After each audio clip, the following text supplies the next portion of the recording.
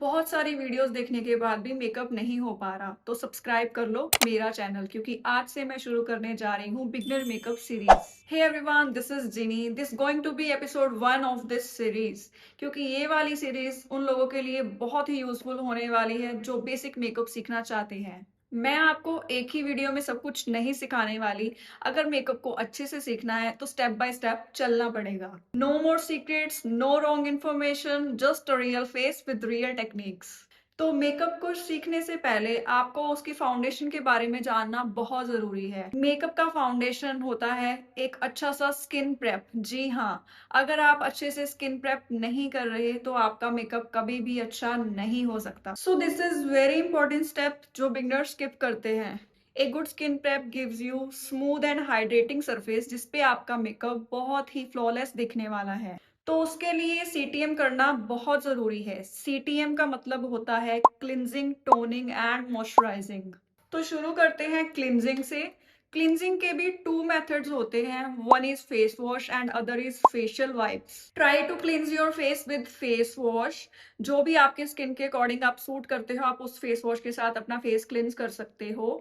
अगर आप in case facial wipes भी यूज कर रहे हो, क्योंकि कई बार हम ट्रैवल में होते हैं, that time we have to use facial wipes, तो उस टाइम पे आप लैक्टोकैलेमाइन या फिर स्विस ब्यूटी के फेस वाइप्स यूज कर सकते हो। मैंने अपना फेस वॉश से क्लिंस किया है। हमारा सी वाला पार्ट यानी कि क्लिंजिंग कंप्लीट हो चुका है। Now it's turn for T यानी कि टोनिंग। तो टोनिंग करना भी स्किन प्रेप में बहुत जरूरी है क्योंकि एक टोनर आपकी स्किन के पीएच लेवल को भी बैलेंस करता है, आपकी स्किन को हाइड्रेशन की तरफ लेके जाता है। और साथ में अगर आपकी स्किन सेंसिटिव है, रेडनेस आ रही है, इचिंग हो रही है, तो जब हम अप्लाई कर लेते हैं टोनर को उसके बाद आपकी स्किन को हील करना भी शुरू कर देता है। तो after cleansing use toner and leave it on the face for 2-3 minutes. अगर आपको नहीं पता कि आपको कौन सा टोनर यूज करना है तो आई वुड रेकमेंड आप दी नेचुरल वॉश से टोनर यूज कर सकते हो क्योंकि ये टोनर बहुत ही अच्छा है। और अगर आप इस पे भी इन्वेस्ट नहीं करना चाहते तो मैं आपको यही कहूंगी कि जो भी रोज वाटर आप घर पे यूज करते हो आप उसके साथ अपना फेस टोनिंग कर सकते हो। तो मैं अभी एक नॉर्मल टोनर के साथ ही अपना फेस टोन करने वाली हूँ। आप चाहें तो स्प्रे वाला रोज वाटर भी यूज कर सकते हो, डायरेक्ट फेस पे स्प्रे कर सकते हो, लेकिन मैं उसको अवॉइड करती हूँ क्योंकि जब मैं स्प्रे करती हूँ तो मुझे स्नीजिंग शुरू हो जाती है।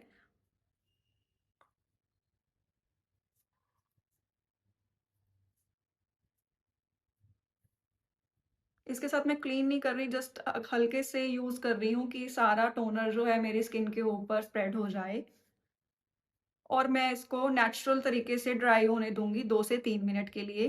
टोनर का लिंक भी मैं आपको डिस्क्रिप्शन में ऐड कर दूंगी सो दैट आप डायरेक्टली जाके वहां पे देख सकें। टोनर मेरी स्किन में ऑलमोस्ट ऑब्जर्व हो चुका है। Now it's turn for moisturiser यानी कि एम जो पार्ट रह गया है सीटीएम में उसको हम पूरा करेंगे। अब मॉइस्चराइजिंग में एक कंसर्न आ जाता है कि मेकअप आपको कितने टाइम तक चाहिए। मान लो आपने 4-5 घंटे के लिए मेकअप करना है तो मैं रेकमेंड करती हूँ कि आप जो रेगुलर में मॉइस्चराइजर यूज कर रहे हो आप उसी को यूज करके अपना मेकअप शुरू कर सकते हो। लेकिन अगर आपको मेकअप 10 से 12 घंटे के लिए चाहिए यानी कि लॉन्ग आवर्स आपको मेकअप को रखना है तो आई वुड सजेस्ट कि एक अच्छा मॉइस्चराइजर जिसमें बहुत सारा हाइड्रेशन हो वो आप यूज करें सो दैट आपका मेकअप लॉन्ग लास्टिंग चल सके। तो उसके लिए you can use Cetaphil moisturiser या फिर रिक्वल का भी मॉइस्चराइजर बहुत अच्छा है, आप वो यूज कर सकते हो। मेक श्योर ये दोनों मॉइस्चराइजर ड्राई स्किन पे काम करेंगे। If you have oily skin तो आप यूज कर सकते हैं न्यूट्रोजिना से हाइड्रा बूस्ट या फिर पॉन्ड्स का जो मॉइस्चराइजर आता है वो भी बहुत अच्छा है, आप उसको भी यूज कर सकते हैं। तो मुझे लॉन्ग आवर्स के लिए मेकअप नहीं करना, मैं 4 से 5 घंटे के लिए मेकअप करना चाहती हूँ तो मैं अपना रेगुलर वाला लोशन ही यूज करूंगी जो मॉइस्चराइजर मैं फेस पे यूज करती हूँ। तो अच्छे से आपने स्किन को मॉइस्चराइज करना होता है सो दैट आपकी स्किन हाइड्रेटेड हो जाए और एक अच्छा सरफेस बन जाए सो आप मेकअप कर सकें और मेकअप केकी ना लगे।